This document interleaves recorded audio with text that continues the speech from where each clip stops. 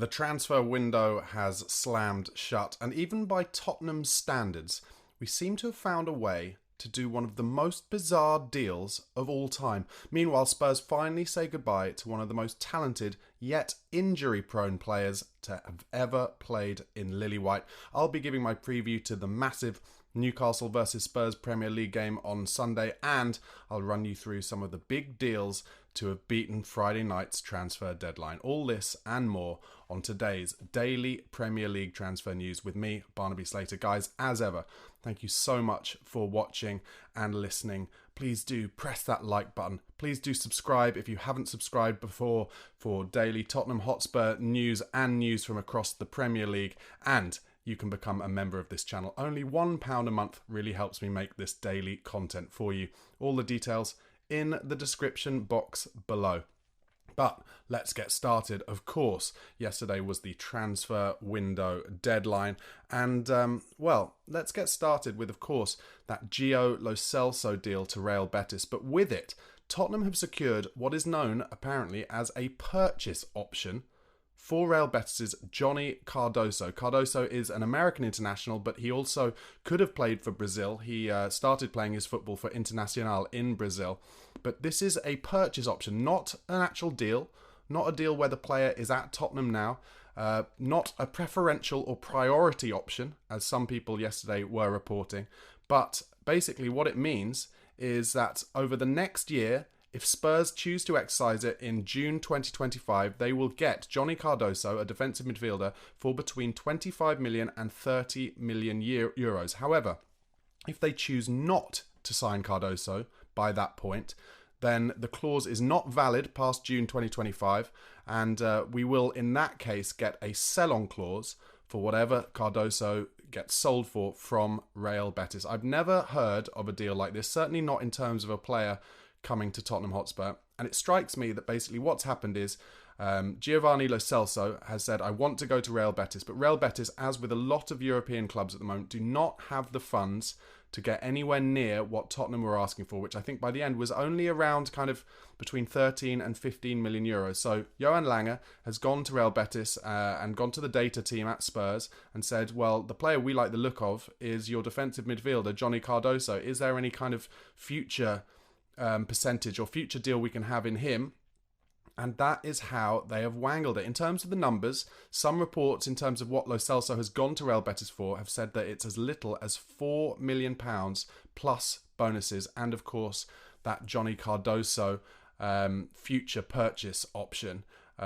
However, Fabrizio Romano said in the last hours, that is in the last hours of yesterday, Aston Villa were really pushing to get Giovani Lo Celso, but Lo Celso really wanted to go to Real Betis. And Ali Gold has said that actually the deal for Lo Celso is worth 10 million euros, which is £8.4 million, plus some add-ons and a sell-on clause. So a few conflicting reports there, but I think the key thing is Lo Celso, who, like I said at the top, incredibly talented player, possibly one of the most creative, talented players to come through Tottenham, certainly in the last few years. However, just so many injuries. And in the end, I think Postecoglou really puts a big price on players who are not going to get on the pitch in terms of, the importance with which he sees that.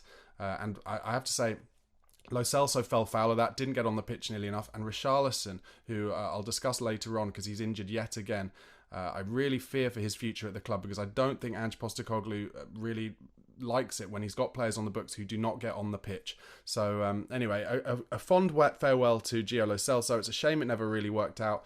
That 2019 transfer window where we got Lo Celso, Ndombele and Ryan Sessegnon, they've all now left the club. It was a mistake, basically, that window in the end.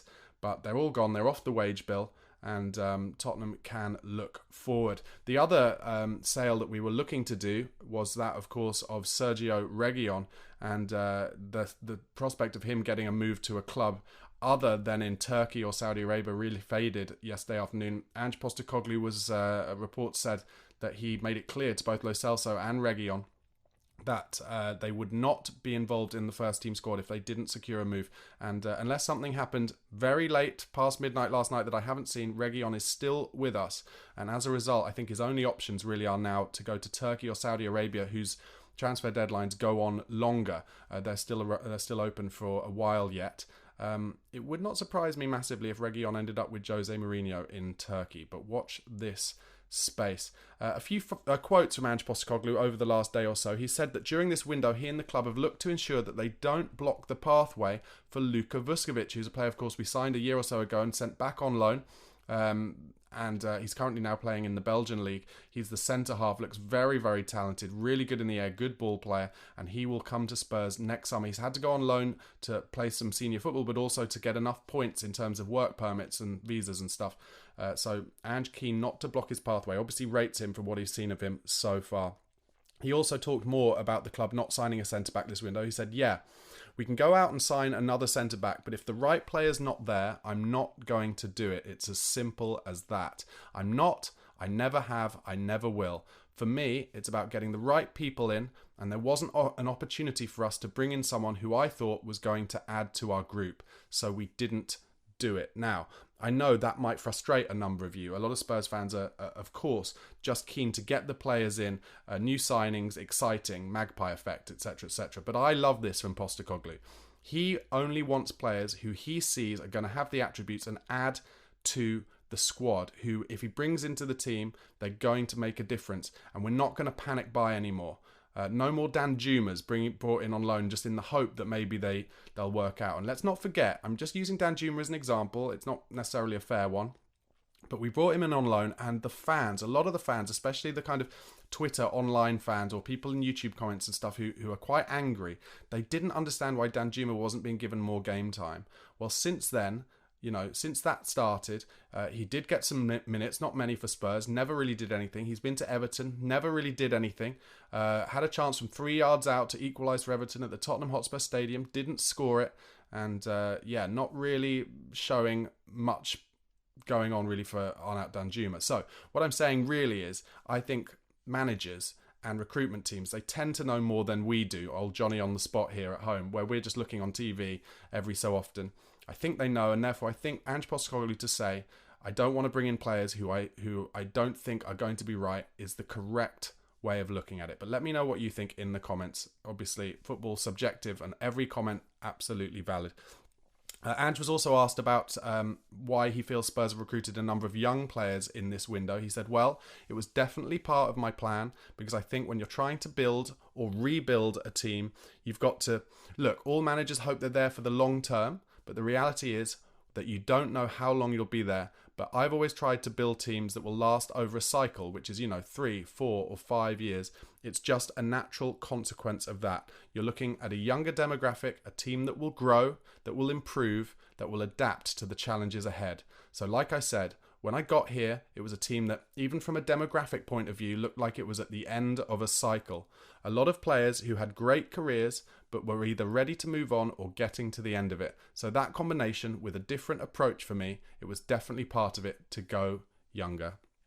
Look, even Maurizio Pochettino back in 2019, late 2018, was talking about the painful rebuild. And since then, we never really put that painful rebuild into practice until Ange Postecoglou came in here and said, this is what I'm going to do. I'm going to rip it out and start again. And the wage bill is now so much lower because of that. We got rid of the likes of, and all brilliant players, club legends to some degree, but Hugo Lloris, Harry Kane, Eric Dyer, obviously Vertonghen and Alderweireld had already gone years ago, but these players who were on big wages and brought in young, hungry, exciting, attacking talent, younger demographic, as Ange Postecoglou said, and it can only bode well for the future of the club. Ange was also asked in his press conference about Wilson Odobert. He said, I thought Wilson was great last week. I was rapt to get him. He was one I really was keen on all summer. We had to be patient with him as the Dom Solanke deal went on a bit longer than we thought it would, and we had to get that done first. He did great for us, Wilson. It was his first game as a 19-year-old, and he was exciting to watch. He'll get more and more comfortable with us. I don't mind players coming in early and us giving them exposure early, as it gets it out of the way. You can try to protect them, but when you're at a big club, get them out there and get them an understanding of what the team is like, and he adapted really well. I completely agree. I thought Odobert gave us an extra dimension on the left-hand side last week against Everton. He really pushed Everton back, and it would not surprise me at all, and I'll speak about this in a little bit when I get to the the Newcastle versus Tottenham preview, but it wouldn't surprise me at all if Odobert started yet again on the left-hand side at St James's Park, and that'll be a real test for the kid. But I like him, and I think he'll get a bit more space there, as Newcastle fans will expect Livramento, who I think will be playing up against him, to push on. So let's see what happens. As I'm sure you all know, yesterday, as well as transfer deadline day, was also the Europa League draw for Tottenham Hotspur and all the Europa League teams, of course. Obviously, it's a new format. Spurs drawn out of the pot to play 8 games, 4 home and 4 away, and you don't play the same teams home and away. It's a mad kind of seeded system where you play 2 from pot 1, 2 from pot 2, 2 from pot 3, and what happens is you get 4 separate home and 4 separate away games. So here's our draw. Roma at home, followed by Rangers away up to Ibrox. That'll be an interesting one, and Ange had something to say about that. I'll let you know in a minute. AZ Alkmaar at home, Ferencvaros away, Karabag at home, Galatasaray away, one of the hardest places to go to play football in a night European game. Welcome to hell, as the poster once said when Manchester United went to Galatasaray back in the 90s. Elfsborg at home and Hoffenheim away. Well, what I can tell you about that is a difficult draw, because even if you look at the pot 4 team we're playing away from home, Hoffenheim in Germany, so, you know, the German league is, for a pot 4 seed, the German league is a very difficult one to do. So Roma will be very difficult. Rangers away at Ibrox, obviously, Battle of Britain, they'll be so up for that. Rangers also playing Manchester United in the group, interestingly, but they play Manchester United at Old Trafford, so a bit of bad luck for Spurs there. AZ Alkmaar at home, Dutch team. Obviously, Troy Parrott plays for them now, so that'll be an interesting one. Ferencvaros away, that won't be easy. Karabag at home, okay, that should be okay. Like I said, welcome to hell. Galatasaray away, you're looking to get a draw at best there if you can. Not at best, you want to get a win, but that will be very difficult. And then, like I said, Elfsborg at home should be fine, but Hoffenheim away will be tough. But that's not to say that I'm not confident, but what I would say is I'm not sure if Ange is going to be able to maybe rest players as much as he might have liked to. I'm sure he's looked at the Europa League and thought this is an opportunity for us to bring some of the squad players in, and I'm sure he still will, but he's got to play at least 6 or 7 first teamers in each of those games, certainly the away games. If you look at Rangers away, Ferencvaros away, Galatasaray away and Hoffenheim away, they are very difficult away games, so we're going to need to get some points from those. It's a 1 league system. So it's like, 32 teams in a big league, and I think you've basically got to get in the top 8 to guarantee yourself through to the next round, and then the ones below that, the next kind of 16, I think then play in a playoff 2 legs, and then I think it's maybe the bottom 8 or so who get knocked out. So let's see what happens, but a bit of a tough draw, but should be fun. It'll be interesting to see how that format goes. And in terms of any of you who like a European away day, Rangers away will be brilliant, obviously. Ferencvaros should be fun. Turkey, interesting. And Germany away should be good, although I've heard that Hoffenheim maybe isn't the most culturally sound place in Germany to go. In fact, it's been described as basically just a service station and a football stadium. But, you know, going to Germany to watch football, get some steins in you, should be fun. As I said, Ange, when told about the draw, immediately saw that he was going to Ibrox. Glasgow Rangers, of course, the biggest rivals of Celtic, who he managed before, and he said, I'm sure I'll get a warm reception at Ibrox and they'll look forward to seeing me. Yeah, I'm sure Big Ange will get a lot of abuse there. Just some more transfer news. Ivan Perisic apparently joining Como in Italy. Obviously, we let him go on a free kind of middle of last season after he did his ACL. He went back to Hajduk Split, and then they let him go in the summer. And it's Cesc Fabregas from South London's Arsenal who manages Como, and they've also got Varane, Rafael Varane, Pepe, and Pepe Reina, at the Serie A side. They got promoted from Serie B last season. Beautiful place to play football. Be interesting to see the Golden Oldies playing for Cesc Fabregas at Como next season. Also, just before I go into some wider Premier League transfer news from the last minutes of the window last night, Kyle Walker has given a quote on why he left Tottenham, and I'm not sure, this feels a little disingenuous to me. He said, I went up to the manager, who of course was Mauricio Pochettino at the time, and said, I'm not in your plans, am I? And apparently Poch said no. He said that he was going to push more for Kieran Trippier the following season. I personally think that is a little bit disingenuous from what I remember of Walker's kind of ending at Spurs, which is that Kyle Walker had been pushing for a move to a bigger club for a while and saying that he wanted to move back up north because of family reasons. Now, the irony of Kyle Walker wanting to go anywhere for family reasons is not lost on me. I mean, he has about 8 different families. But I think he's being a bit disingenuous there, because I think Spurs did want to keep him, but in the end, they got big offers, £50 million for both Kyle Walker and Danny Rose for Man City, and they only let one go. And we got £50 million for Kyle Walker, but in the end, actually, if you look at it in hindsight, maybe we should have taken both those offers and reinvested that money in the team a little bit better. Anyway, before I get on to the kind of transfer deadline news from across the Premier League, and then I'll go on to the Newcastle versus Tottenham preview for Sunday's game, so keep watching for that. Please do press that like button. Please do subscribe if you're not a subscriber already for daily Tottenham Hotspur news and news from across the Premier League, and I'll be keeping up to date with the transfer gossip, because the transfer market never sleeps. But please do, if you don't subscribe already, please do subscribe for that and become a member. Only £1 a month. All the details in the description box below. So I'm sure you've seen a lot of this, but I'll quickly go through it. Chelsea have taken Jadon Sancho on loan with an obligation to buy from Manchester United, as if Chelsea needed any more wingers.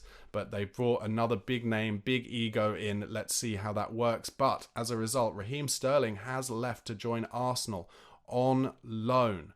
That'll be an interesting one. Where will he play? They have that kind of very fixed Martinelli and Saka out wide for Arsenal. Will he kind of play inverted on the left instead of Martinelli, or will he maybe play as a false 9 at times? They've been playing Kai Havertz there. It'll be interesting to see how that works, and he'll be on big wages there, so it'll be interesting to see how he fits in. Victor Osimhen will not be joining Chelsea this summer. He rejected their latest contract offer, which apparently was lower than the salary that he's getting at Napoli. Meanwhile, according to reports, his relationship with Napoli and Antonio Conte is completely broken, and if nothing happens with Saudi Arabia in the next few days, he will not even be part of Antonio Conte's first team squad at Napoli, reports the Don Fabrizio Romano. Some other deals that went through. Trevor Chalobah finally got his move to Crystal Palace. Armando Broja finally left Chelsea for Everton at the last minute. A few clubs were interested in him, but Everton snuck him over the line on loan. That'll be interesting to see how he does up front there. Manuel Ugarte finally got his move from PSG to Manchester United, and Scott McTominay has left Manchester United for Napoli. Be interesting to see how he does there, but also he pops up with a lot of goals for Manchester United late in games, and I wonder if they might end up missing some of those. Depends how well Ugarte fits in, I suppose. Orel Mangala has joined on loan at Everton from Lyon. Maxwell Cornet has left West Ham to go to Southampton on loan. James Ward-Prowse has gone to Forest. Billy Gilmore has gone to Napoli, as well as Scott McTominay from Brighton. Ivan Toney got his move to Saudi Arabia. Neto has joined Arsenal on loan from Wolves. He is their kind of backup goalkeeper now that Aaron Ramsdale left for Southampton. And Reece Nelson got himself a move to Fulham from Arsenal, just beating the deadline there. Okay, let's move on to the preview of the huge Newcastle versus Spurs game at St James's Park Sunday afternoon. Newcastle's form, last game in the week, they had a tough 90-minute game at Nottingham Forest in the Carabao Cup. They drew 1-1. Forest apparently all over them in the second half, but Newcastle did find a way to win that game on penalties. The previous league game, they drew 1-1 away at Bournemouth. Again, Newcastle were very lucky there, because Bournemouth had a second goal disallowed, in my opinion, unfairly for handball, even though it hit his shoulder, really. It was at the very top, the Bournemouth player, and he was very unlucky there. And their first game, Newcastle, you've got to give them some credit for this. First game of the season at St James's Park, they won 1-0 against Southampton, but Southampton had 11 men against Newcastle's 10, because Fabian Schär was sent off relatively early in the first half. Newcastle did very well to win that game. Meanwhile, Tottenham's form, as we know, their first game drew 1-1 away at Leicester. Good first half performance, poor second half performance, and then a really comprehensive 4-0 win last time out at home against Everton. Some notable stats for this game. 84, this is good for any of you who like to have a little bet, by the way. 84% of these games between Newcastle and Spurs have had over 1.5 goals. 84% is very high.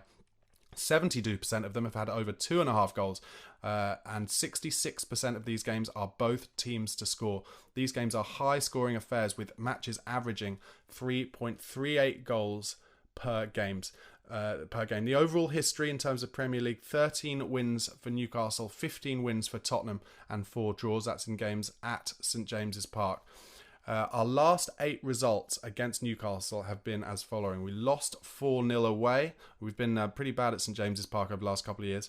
We did beat them 4-1 at home, but the previous St James's Park visit to that was the 6-1 defeat where we were 5-0 down after 21 or 22 minutes.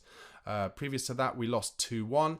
We won 5-1 before that, won 3-2 before that, then 2-2 and 1-1. So 3 wins, 3 losses and 2 draws in our last 8 games against Newcastle.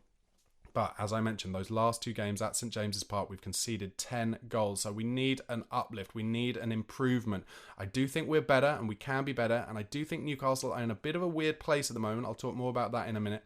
But 10 goals in the last 2 games is not good. In terms of team news, Rodrigo Bentancur is back after having to go through those concussion protocols after that awkward landing he had against Leicester. But Dominic Solanke and Richarlison are both out. And says that Solanke is close to full fitness, but they're being cautious with him because they don't want to make the injury worse. And Rishi got injured in training and will be out for a few weeks. As I mentioned earlier, I don't think Postecoglou is going to be happy with this.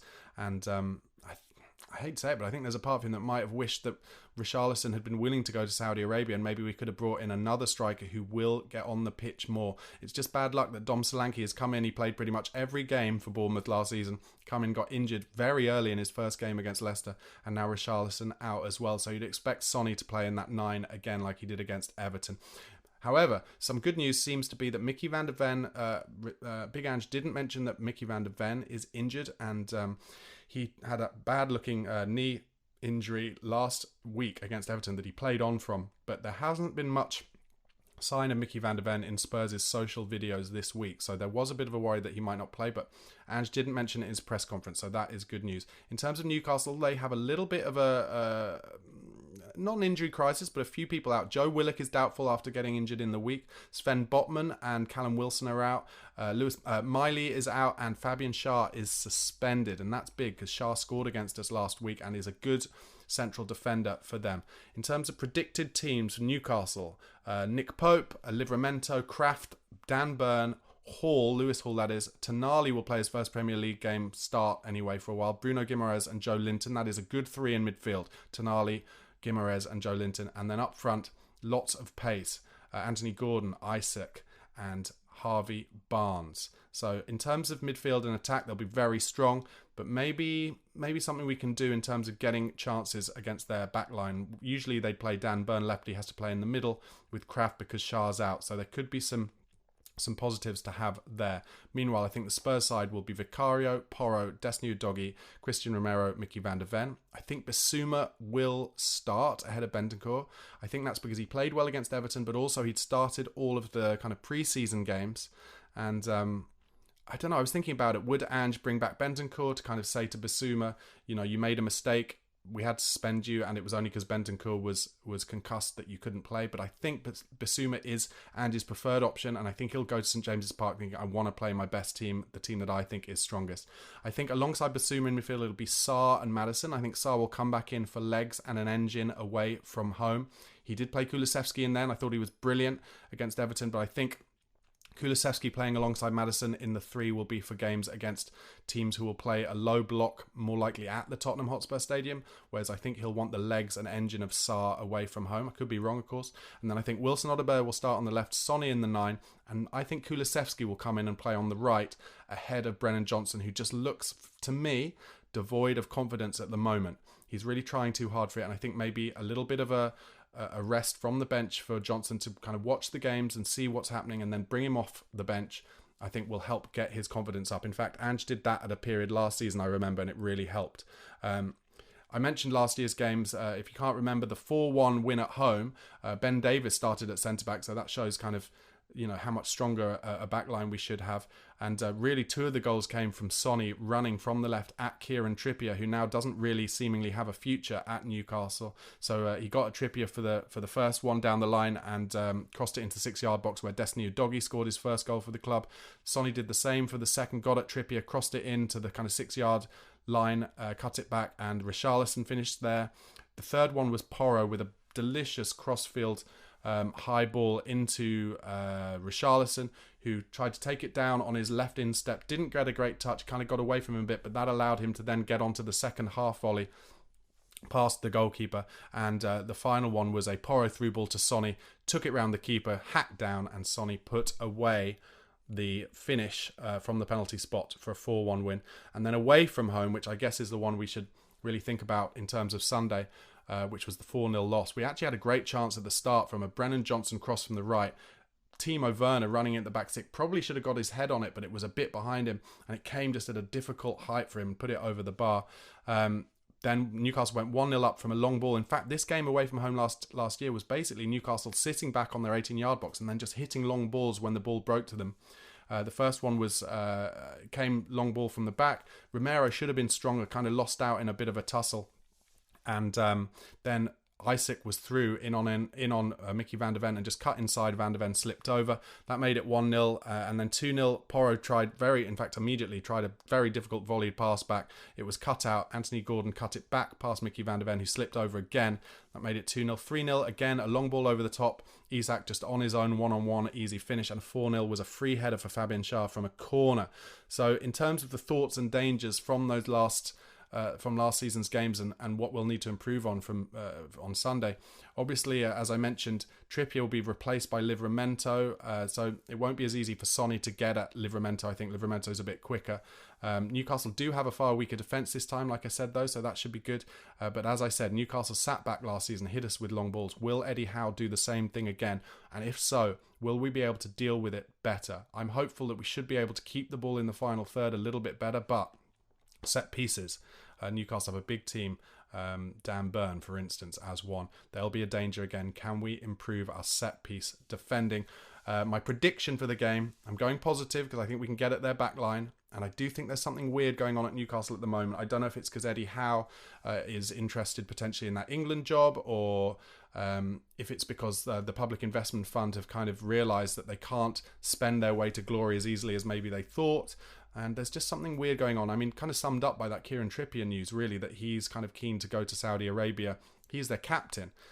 So could we make the most of a little bit of a drop in confidence? Even Eddie Howe has said this week, we're not as strong now as we were this time last year. So I'm going for a 3-2 Tottenham win. Goals from Sonny, Maddison and Deki Kulusevski.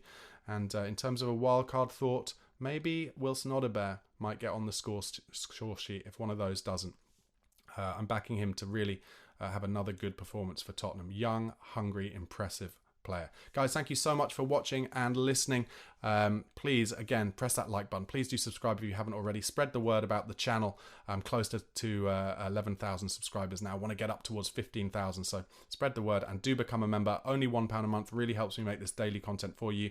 All the details in the description boxes below. But have a great weekend. Come on, you Spurs.